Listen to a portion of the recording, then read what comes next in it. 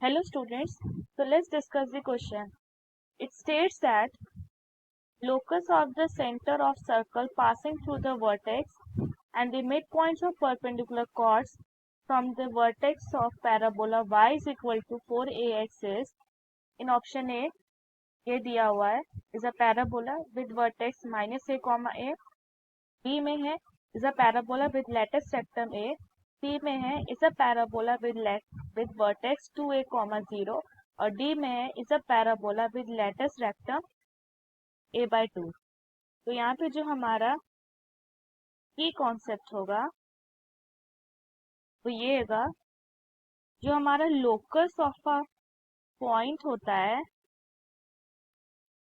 It is the set of points that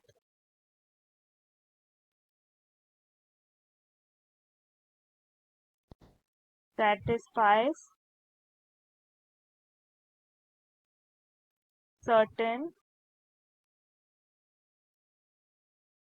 conditions। तो अगर हमें to find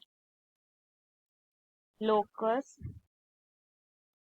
of a point then what we have to do, पहले तो सबसे पहले हमें assume coordinate of moving point x1 y1। अब सेकेंड ऑप्शन में क्या, हम सेकेंड स्टेप में क्या करेंगे कि apply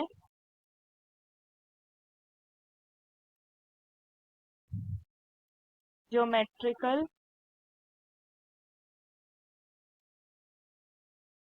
conditions on x1 y1 to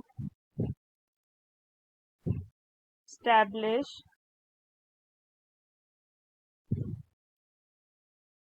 the relationship between them।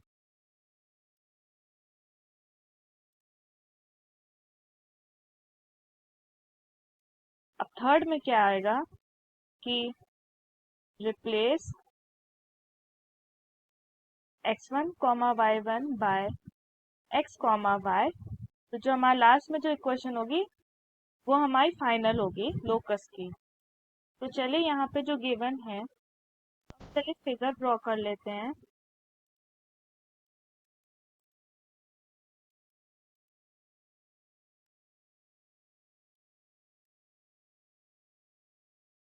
ये हमारा कोऑर्डिनेट एक्सिस हो गया,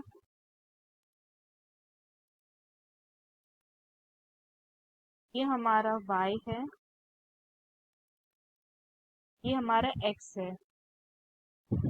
मान लीजिए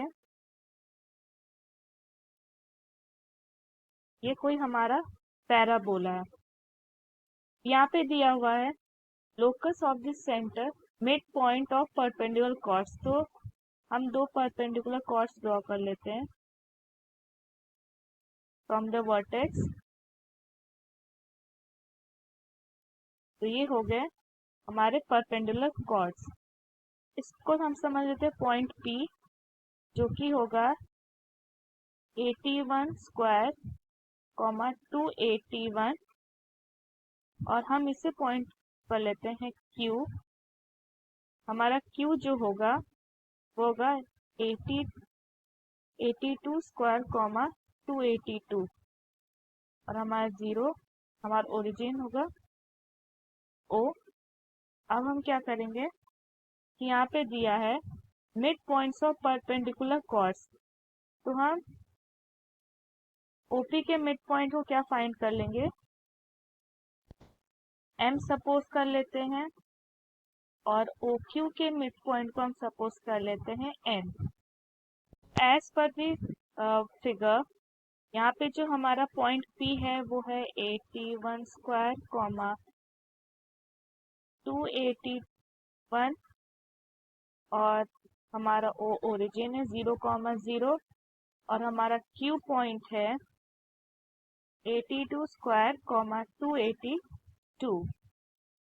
अब क्या है, जो मिड पॉइंट होगा, मिड पॉइंट ऑफ ओपी वो पॉइंट एम होगा। मान लीजिए हमारे पास दो पॉइंट्स है x1 comma y1 and x2 comma y2। तो इन दोनों के जो मिड पॉइंट्स होते हैं वो x1 plus x2 divided by 2 comma y1 plus y2 divided by 2। तो जो हमारा पॉइंट m होगा वो बन जाएगा 81 स्क्वायर डिवाइडेड बाई 2 कॉमा 81। अब सिमिलरली मिड पॉइंट ऑफ ओकी होगा वो पॉइंट n होगा जो कि बन जाएगा 82 स्क्वायर डिवाइडेड बाई 2 कॉमा 82। अब इन्हीं दोनों पॉइंट्स का मान लीजिए x1 और y1 x1 y1 comma x2 y2 इन दोनों का स्लोप निकालना है। तो इसका फॉर्मूला होता है y2 minus y1 divided by x2 minus x1। ये हमारा फॉर्मूला होता है। तो स्लोप ऑफ ओपी अगर हम निकालेंगे तो 2 डिवाइडेड बाय t1 हो जाएगा एंड स्लोप ऑफ ओक्यू हो जाएगा 2 डिवाइडेड बाय t2। अब हमें पता है कि अगर दो लाइन है, two lines of slope m1 and m2 and are perpendicular, then product of their slope m1 and m2 is equal to -1। तो ये हो जाएगा 2 divided by t1 multiplied by 2 divided by t2, ये हो जाएगा -1। तो इससे हमें मिलेगा t1 multiplied by t2 is equal to -4। अब ये हमारी इक्वेशन नंबर 1 से फिगर था हमारा, ये हमारा m था, ये हमारा o था, ये हमारा n था।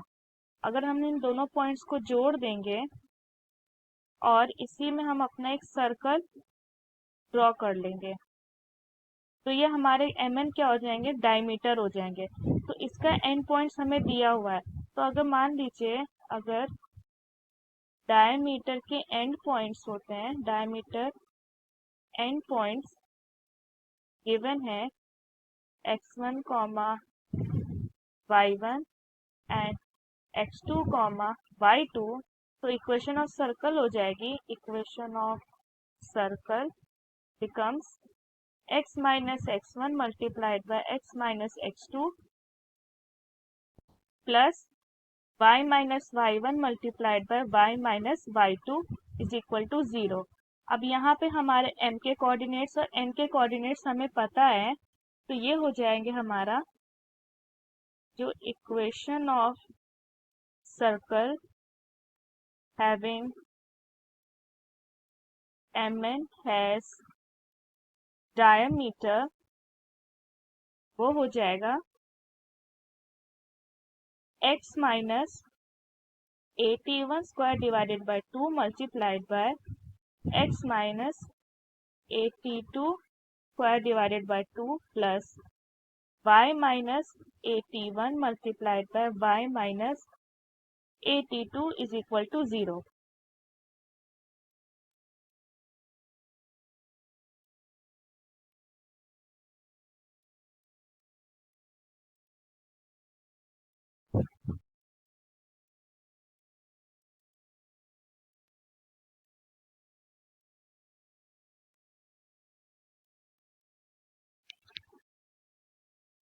तो हम इस इक्वेशन को लिख सकते हैं x square minus x divided by 2 multiplied by 81 plus 82 whole square plus a square t1 square multiplied by t2 square divided by 4 plus y square minus y multiplied by at1 plus at2 plus a square t1 multiplied by t2 is equal to 0।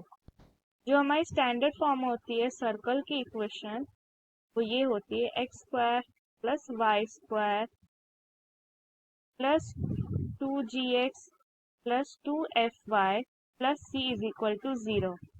तो इस case में हमारा जो centre होता है वो होता है -g, -f। तो अगर हम इन दोनों को अगर हम कंपेयर करें तो यहाँ पे g जो हमारा होगा at1 प्लस at2, ये भी यहाँ पे स्क्वायर है, square both the side, both the t1 t2 divided by not 2, this will be 4, और जो हमारा f होगा वो ये होगा a multiplied by t1 plus t2 divided by 2। तो हमारा जो सेंटर हो गया वो ये होगा at1 square plus at2 square divided by 4 comma a multiplied by t1 plus t2 divided by 2। ये हमारा सेंटर हो गया। उस करते हैं let locus of centre is equal to h comma k। अब इसको लिख सकते हैं h is equal to a multiplied by t1 square plus t2 square divided by 4, और यहाँ पे जो k होगा वो होगा a multiplied by t1 plus t2 divided by 4। अगर हम इसको इस फॉर्म में लिख सकते हैं t1 square plus t2 square is equal to 4h divided by a। इसको हम लिख सकते हैं t1 plus t2 is equal to 2k divided by a। अब इसको स्क्वायरिंग करेंगे तो t1 square plus t2 square plus 2 t1 t2 is equal to 4k square divided by a square. अब अगर हम इसको रिप्लेस कर दें तो होगा 4h divided by a plus 2t1 plus 2t2 is equal to 4k square divided by 1।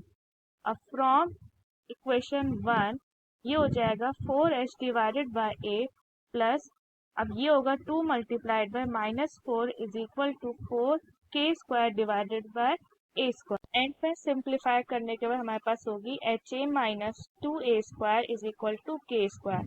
So locus हो जाएगा हमारा ax minus 2a square is equal to y square.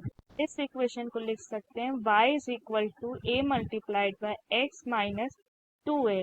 यहाँ पे जो हमारा लैटिस रेक्टम है वो है a, क्योंकि अगर हमारी कोई इक्वेशन होती है y is equal to 4x तो हमारा जो LR होता है वो a होता है, और जो हमारा यहाँ पे वर्टेक्स होगा वो होगा हमारा 2a, 0, क्योंकि अगर y minus k whole square is equal to 4a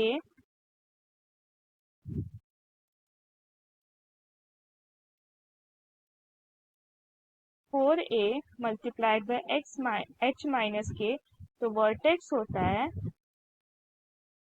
h k।